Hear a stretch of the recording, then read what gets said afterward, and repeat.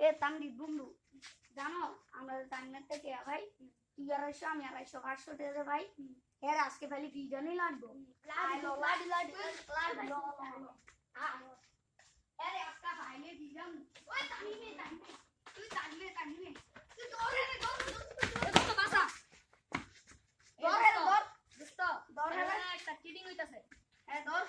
কি চিটিং তো তোরা দুইজন আমি হতে কি তোর হতে তুই হেল্প করে দা যা আমরা দুইজন এবার আরে দিগা এই দোস্ত করে এলাটা কি যাবার ক